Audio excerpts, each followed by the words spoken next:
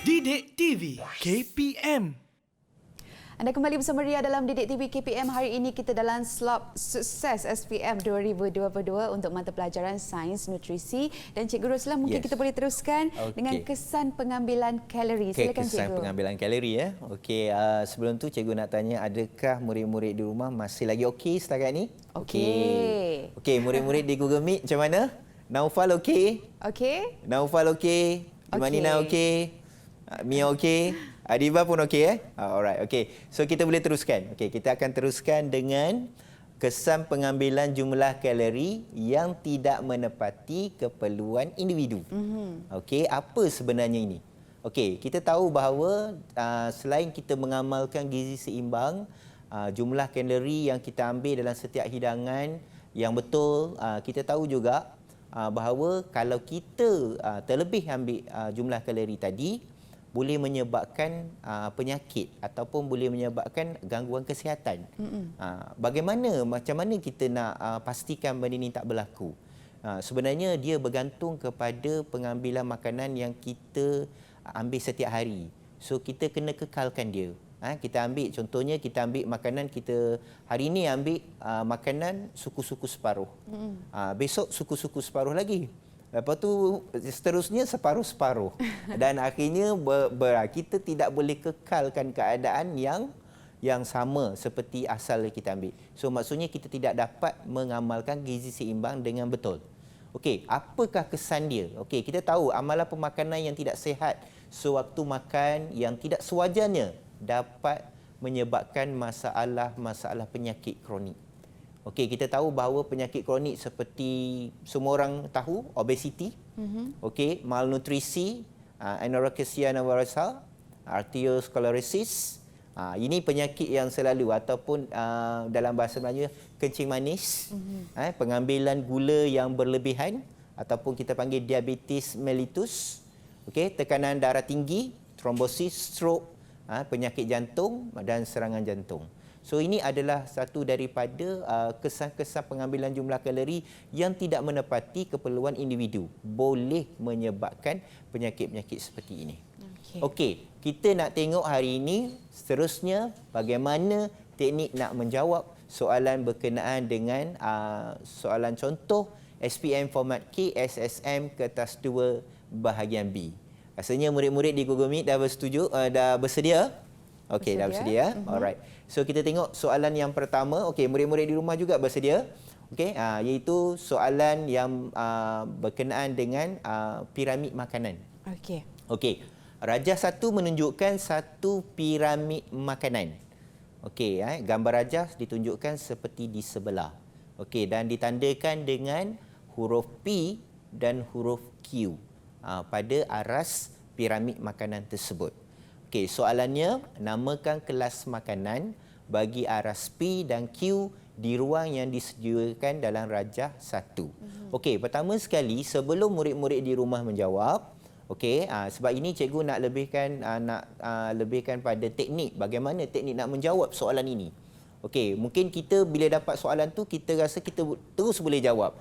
Tapi pertama kita kena tahu cara-cara yang betul atau step yang betul bagaimana nak menjawab. Okey, yang pertama sekali sebelum kita jawab kita tengok markah dia berapa.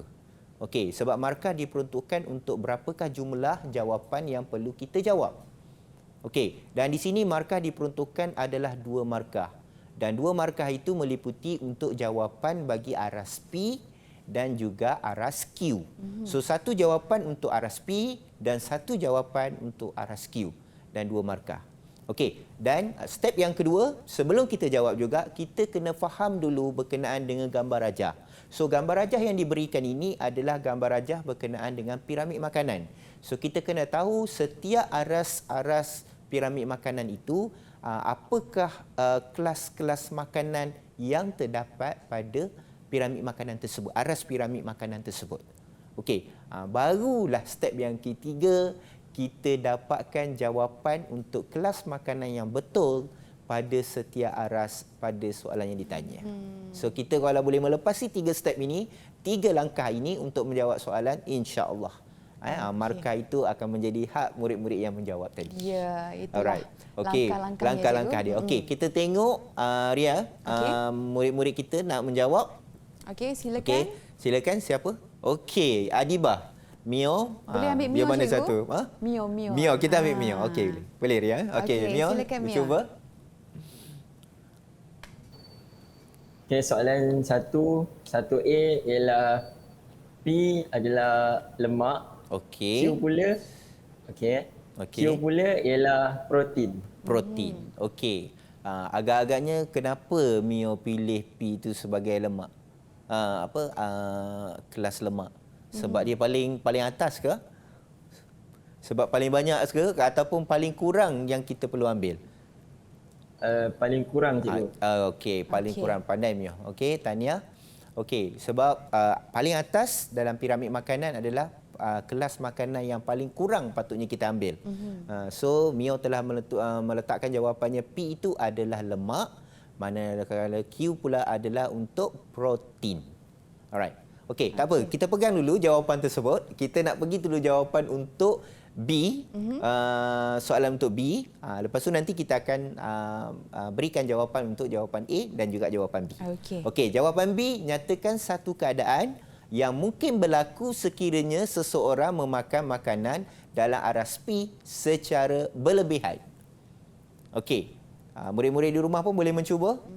Cikgu ulang lagi sekali. Nyatakan satu keadaan yang mungkin berlaku sekiranya seseorang memakan makanan yang aras P secara berlebihan. Baru sekejap lagi kita cakap.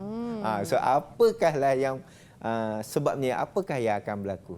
Okey, mungkin kita boleh bertanyakan. Kita tanyakan jawapan kepada murid-murid di Google Meet, cikgu. Murid-murid di Google Meet. Okey. Okey, siapa nak mencuba? Untuk soalan 2B, silakan angkat tangan. 2B, siapa nak mencuba? Lambat agaknya suara kita sampai kat sana kot. Okey, kita ambil Adibah boleh cikgu? Adibah, silakan. Okey, Silakan Adibah. Okey, jawapan Adibah. Obesity. Adibah yakin dengan jawapan Adibah? Yakin Okey. So Adibah telah pilih jawapannya adalah obesity. Kenapa Adibah tak jawab dua jawapan? Sebab jawapannya adalah satu markah sahaja. So Adibah jawab satu jawapan saja. Okey, pentingnya di sini untuk kertas dua bahagian B ni, murid-murid untuk menjawab soalan ini pastikan bila satu markah, satu jawapan sahaja. Okey, elakkan daripada menjawab lebih daripada satu jawapan. Okey, ini akan mengganggu kepada jawapan yang murid-murid berikan dalam soalan peperiksaan tersebut. Pemakahannya akan terganggu. Okey, kita tengok jawapan dia. Apakah jawapan untuk jawapan A dan juga jawapan untuk B. Okey. P lemak dan Q protein. Okey, bagi satu tepukan untuk Mio. Tahniah Mio. Okey, jawapan yang tepat daripada Mio iaitu P lemak, Q protein. Okey. Kita pergi pada jawapan B. Jawapan yang Adibah jawab tadi adalah obesity. Okey, diterima. Jawapan yang kedua juga diterima. Tekanan darah tinggi dan juga jawapan yang ketiga adalah stroke. Ini bukan jawab tiga-tiga. Sebenarnya cikgu nak tunjukkan di sini untuk murid-murid rumah bukan jawab tiga-tiga. Maksudnya pilihlah salah satu jawapan yang paling tepat. So jawapan ketiga-tiga ini diterima. So tahniah kepada Adibah telah menjawab jawapan yang tepat iaitu satunya adalah obesity. Okey, so kita pergi kepada soalan seterusnya iaitu soalan C. Nyatakan dua sebab mengapakah lebih baik untuk memakan makanan daripada aras R. Dah turun sikit. Dalam piramid tu dah turun sikit. Tadi atas, ni dah turun ke bawah. Okey, ada jawapan daripada murid Google Meet kita? Okey, sebelum nak jawab, Mio ataupun Naufal? Kita bagi Naufal lah cikgu. Bagi Naufal. Okey, Ria, kita silakan Naufal. Okey, Naufal. Ada berapa jawapan yang perlu dijawab? Dua jawapan cikgu. Yes. Tepat sekali jawapan Naufal. Ada dua jawapan sebab ada dua ada 2 markah. Okey. So kita minta jawapan daripada Naufal. Apakah jawapan yang pertama? Jawapan yang pertama, kita dapat elak dijangkiti daripada penyakit. Okey. So kita makan makanan daripada RSR ini untuk mengelakkan daripada dijangkiti penyakit. Alright. Okey. Yang kedua, apakah jawapannya Naufal? Yang kedua, elak daripada sembelit.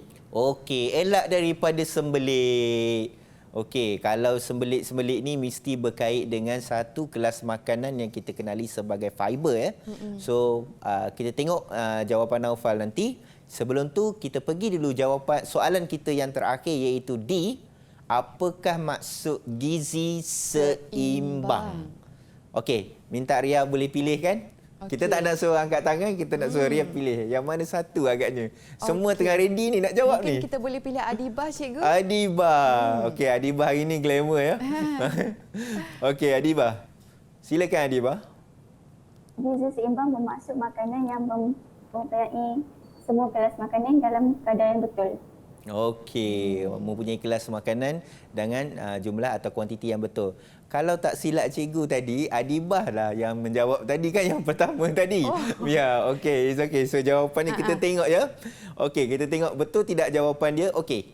C yang pertama dapat mengelak jangkitan penyakit. Okey, jangkitan penyakit. Naufal, betul ke tidak jawapannya? Okey, betul buat tanda macam ni? Betul Betul. Okey. Okey, dapat elak daripada sembelit. Betul sekali. Tepat sekali jawapannya. Ini daripada kumpulan fiber. Di mana kalau kita ambil makanan yang kelas makanan fiber tadi, dapat mengelakkan kerana dia mengandungi serat yang tinggi, dapat mengelakkan daripada penyakit seperti sembelit lah. Okey, manakala untuk jawapan D, okey, tahniah Naufal. Kita pergi kepada jawapan D, maksud gizi seimbang iaitu Adibah. Okey, Adibah jawab tadi, makanan yang mengandungi semua kelas makanan dalam kuantiti ataupun nisbah yang betul. Betul dan tepat sekali jawapan daripada Adibah. Okey. So, terima kasih kepada Adibah kerana telah menjawab jawapan yang betul. Baik, Okey. itulah dia. Ya. Kita dah pun mengenali soalan-soalan contoh dan Yes. mungkin cikgu boleh memberikan sedikit rumusan cikgu Okey, untuk sesi sedikit pembelajaran rumusan kita pada berkenaan hari ini ya. Okey, terima kasih kepada Ria kerana hari ini bersama-sama saya dapat kita berkongsi sedikit berkenaan dengan tajuk nutrisi ini. Okey, untuk murid-murid di rumah, okey, yang pertama sekali cikgu tekankan di siap tadi pasal untuk teknik menjawab untuk bagi kertas 2 ini. Yang penting murid-murid bila nak menjawab tu pastikan dapat tengok markah dia berapa. Itu penting kerana bila kita jawab jawapan yang kita berikan tadi, markah itu dapat kita tahu jawapan yang kita berikan tadi mencukupi ataupun tidak untuk kita dapatkan markah keseluruhan. Okey, dan untuk soalan ataupun soalan contoh daripada SPM format KSSM ini untuk tajuk nutrisi, soalan-soalan dia agak mudah. Sebenarnya perlu ada perancangan, perlu ada langkah-langkah dahulu sebelum kita jawab. Contoh kita nak jawab soalan yang berkaitan dengan pengiraan. So kita tahu rumus dia apa. Okey, macam mana kita nak dapatkan maklumat daripada soalan, garis soalan tersebut supaya kita tahu apakah maklumat yang ditanya untuk mengelakkan kita tercicir maklumat dan kita tidak dapat mendapat jawapan yang betul. Baik, itulah dia perkongsian oleh Cikgu Roslan yang saya pasti kita mungkinlah Cikgu topik kita pada hari ini boleh kita amalkan dalam kehidupan seharian sebenarnya Cikgu untuk pengambilan makanan yang sihat apa semua dan pastikan kita tahap kesihatan kita tu adalah tahap yang tertinggi. Jadi bagaimana kita harus melakukannya. Baik, sekali lagi terima kasih Cikgu Roslan. Sama-sama. Dan murid-murid di rumah, terima kasih juga kerana sudi bersama-sama dengan kami pada hari ini. Kita jumpa lagi untuk episod akan datang terus bersama kami dalam Didik TV KPM. Assalamualaikum, bye-bye. Waalaikumsalam, bye-bye.